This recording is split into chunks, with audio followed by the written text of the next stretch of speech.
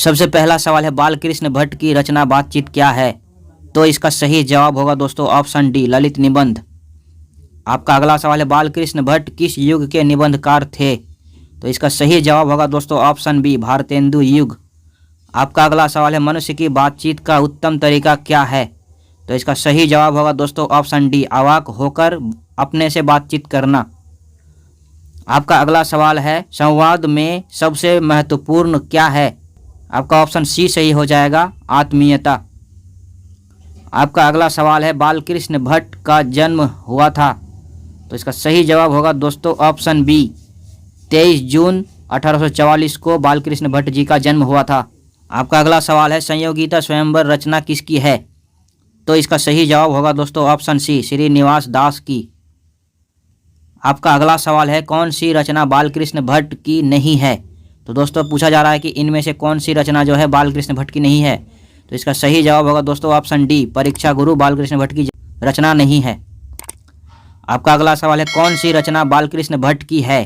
दोस्तों पूछा जा रहा है कि इनमें से कौन सी रचना है जो बालकृष्ण भट्ट द्वारा किया गया है। तो इसका सही जवाब होगा दोस्तों ऑप्शन ए रेल का विकट खेल, ये बालकृष्ण भट्ट जी के द्वारा रचना है। दोस्तों आपका अगला सवाल है बालकृष्ण भट्ट ने कौन सा मासिक पत्र निकाला था? तो दोस्तों पूछा जा रहा है क्वेश्चन में कि बालकृष्ण भट्ट ने कौन से मासिक पत्र निकाला था। तो इसका सही जवाब होगा दोस्तों ऑप्शन सी हिंदी प्रदीप। आपका अगला सवाल है बातचीत किस विद्या की रचना है?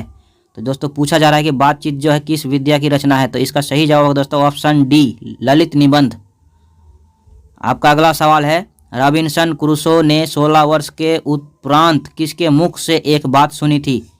तो इसका सही जवाब होगा दोस्तों ऑप्शन ए फ्राइडे के मुख से एक बात सुनी थी।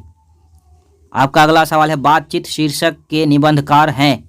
तो इसका सही जवाब होगा दोस्तों ऑप्शन डी जो बालकृष्ण भट्ट जी हैं वो बातचीत निबंधकार के रचनाकार हैं। दोस्तों आपका अगला सवाल है बातचीत के माध्यम से बालकृष्ण भट्ट क्या बतलाना चाहते हैं? तो इसका सही जवाब होगा दोस्तों ऑप्शन ए बातचीत की शैली। आपका अगला सवाल है भट्ट जी को किसने अंग्रेजी साहित्य के एडिशन और स्टील की श्रेणी में रखा है? तो इसका सही जवाब होगा दोस्तों ऑप्शन सी रामचंद्र शुक्ल। आपका अगला सवाल है बालकृष्ण भट्ट का निवास स्थान कौन सा है? तो इसका सही जवाब होगा दोस्तों ऑप्शन बी इलाहाबाद उत्तर प्रदेश। आपका अगला सवाल है बालकृष्ण भट्ट ने किस पत्रिका का संपादन किया? तो इसका सही जवाब होगा दोस्तों ऑप्शन सी हिंदी प्रदीप। आपका अगला सवाल है बालकृष्ण भट्ट ने हिंदी प्रदीप नामक मासिक पत्रिका निकालना कब प्रारंभ किया था?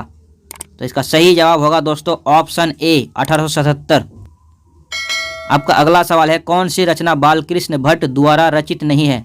दोस्तों क्वेश्चन में पूछा जा रहा है कि कौन सी रचना इनमें से है जो बालकृष्ण भट्ट द्वारा रचित नहीं है। तो इसका सही जवाब होगा दोस्तों ऑप्शन सी मेघदूतम, ये जो है बालकृष्ण भट्ट द्वारा रचना नहीं है। आपका अगला सवाल है कौन सा उपन्यास बालकृष्ण भट्ट द्वारा रचित है? तो दोस्तों इनमें से पूछा जा रहा है कि इनमें से कौन सा जो है बालकृष्ण भट्ट द्वारा उपन्यास लिखा गया है। तो इसका सही जवाब होगा दोस्तों ऑप्शन सी 100 अजान एक सुजान। तो आपका अगला सवाल है नाटक के प्रारंभ में होने वाले मंगल पाठ को क्या कहा जाता है? तो दोस्तों नाटक के पहले जो होने वाला जो मंगल पाठ को कहा जाता है उसको कहा जाता है दोस्तों नांदी पाठ। आपका अगला सवाल है रॉबिन्सन क्रूसो को कब तक मनुष्य का मुख देखने को नहीं मिला था? तो दोस्तों इसका सही जवाब होगा ऑप्शन सी 16 वर्ष तक। आपका अगला सवाल है बोलने से ही मनुष्य के रूप का साक्षात्कार होता है, यह किसने कहा है? तो दोस्तों इसका सही जवाब होगा ऑप्शन बी बेन जॉनसन ने कहा था। आपका अगला सवाल है असल बातचीत सिर्फ 2 व्यक्तियों में ही हो सकती है, यह किसका मत है? तो दोस्तों इसका जो सही जवाब होगा ऑप्शन ए एडिसन। आपका अगला सवाल है एडिसन के अनुसार असल बातचीत कितने लोगों के बीच हो सकती है? तो दोस्तों असल बातचीत जो हो सकती है वो सिर्फ 2 लोगों के बीच में ही हो सकती है। तो इसका सही जवाब होगा दोस्तों ऑप्शन ए 2। आपका अगला सवाल है बातचीत से मन किस प्रकार का हो जाता है? तो इसका सही जवाब होगा दोस्तों ऑप्शन सी मन हल्का और स्वच्छ हो जाता है। दोस्तों आपका अगला सवाल है किसके ना होने से सृष्टि गूंगी प्रतीत होती है? तो इसका सही जवाब होगा दोस्तों ऑप्शन बी वाक शक्ति ना होने से मनुष्य गूंगी प्रतीत होती है। आपका अगला सवाल है आर्ट ऑफ कन्वर्सेशन कहाँ के लोगों में सर्वाधिक प्रचलित है? तो इसका सही जवाब होगा दोस्तों ऑप्शन सी यूरोप के। आपका अगला सवाल है बालकृष्ण भट्ट किस काल के रचनाकार हैं? तो इसका सही जवाब होगा दोस्तों ऑप्शन डी, आधुनिक काल के। सबसे पहला सवाल है दोस्तों, उसने कहा था कहानी में किस शहर का चित्रण है?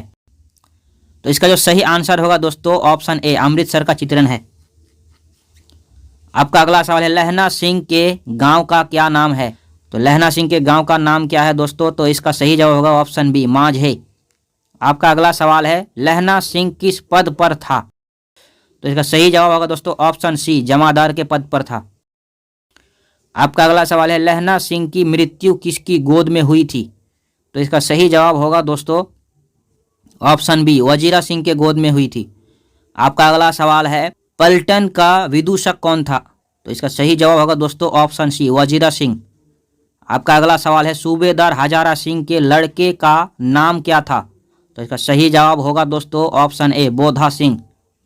आपका अगला सवाल है भारतीय सिपाहियों का किसके साथ संघर्ष हुआ था?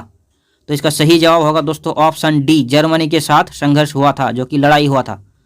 आपका अगला सवाल है जर्मन लेफ्टन को किसने मार गिराया? तो इसका सही जवाब होगा दोस्तों ऑप्शन सी, लहना सिंह। आपका अगला सवाल है सिख राइफल के जमादार लहना सिंह का नंबर क्या था? तो इसका सही जवाब होगा दोस्तों ऑप्शन ए, 77। आपका अगला सवाल है सरकार ने सूबेदार को जमीन कहाँ दी है? तो इसका सही जवाब होगा दोस्तों ऑप्शन डी, लायलपुर में। आपका अगला सवाल है गुलेरी जी का जन्म हुआ था। तो दोस्तों पूछा जा रहा है कि गुलेरी जी का जन्म कहाँ हुआ था? तो इसका सही जवाब होगा दोस्तों ऑप्शन बी, जयपुर, जो राजस्थान में है। आपका अगला सवाल है सुखमय जीवन किसकी रचना है? तो इसका सही जवाब होगा दोस्तों ऑप्शन ए, चंद्रधर शर्मा गुलेरी जी का रचना है। आपका अगला सवाल है उसने कहा था कहानी कब प्रकाशित हुई? तो इसका सही जवाब होगा दोस्तों ऑप्शन सी, 1915 में। आपका अगला सवाल है कछुआ धर्म किसकी कृति है? तो इसका सही जवाब होगा दोस्तों ऑप्शन डी, चंद्रधर शर्मा गुलेरी। आपका अगला सवाल है पुरानी हिंदी रचना है? तो इसका सही जवाब होगा दोस्तों ऑप्शन डी, चंद्रधर शर्मा गुलेरी जी। आपका अगला सवाल है कौन सा निबंध गुलेरी रचित नहीं है? दोस्तों पूछा जा रहा है क्वेश्चन में कि इसमें से कौन सा जो है गुलेरी जी की रचना नहीं है? तो इसका सही जवाब होगा दोस्तों ऑप्शन बी, मजदूरी और प्रेम, ये गुलेरी जी की रचना नहीं है। आपका अगला सवाल है कुड़माई का क्या अर्थ होता है? तो इसका सही जवाब होगा दोस्तों ऑप्शन ए, कुड़माई यानी मंगनी, जो शादी से पहले मंगनी होती है ना दोस्तों, उसी को कहा जाता है कुड़माई यानी मंगनी। आपका अगला सवाल है बोधा कौन था, यानी बोधा सिंह जो था वो कौन था? तो इसका सही जवाब होगा दोस्तों ऑप्शन डी, सूबेदार हजारा सिंह का बेटा था। आपका अगला सवाल है चंद्रधर शर्मा गुलेरी की कहानी कौन सी है? दोस्तों पूछा जा रहा है कि इनमें से जो है चंद्रधर शर्मा गुलेरी जी की कहानी है तो कौन सी है? तो उसने कहा था कहानी है। आपका अगला सवाल है कौन सी कहानी चंद्रधर शर्मा गुलेरी की लिखी हुई नहीं है? दोस्तों पूछा जा रहा है कि इनमें से कौन सी जो है गुलेरी जी की रचना नहीं है? तो इसका सही जवाब होगा दोस्तों ऑप्शन डी, कफन। आपका अगला सवाल है गुलेरी जी किस गांव के मूल निवासी थे? दोस्तों पूछा जा रहा है कि गुलेरी जी कहाँ की रहने वाले थे? तो इसका सही जवाब होगा दोस्तों ऑप्शन बी, गुलेर। आपका अगला सवाल है उसने कहा था कहानी के कहानीकार कौन है? तो इसका सही जवाब होगा दोस्तों ऑप्शन सी, चंद्रधर शर्मा गुलेरी। आपका अगला सवाल है उसने कहा था कहानी कितने भागों में विभक्त हैं? दोस्तों इसका सही जवाब होगा ऑप्शन डी, 5 भागों में।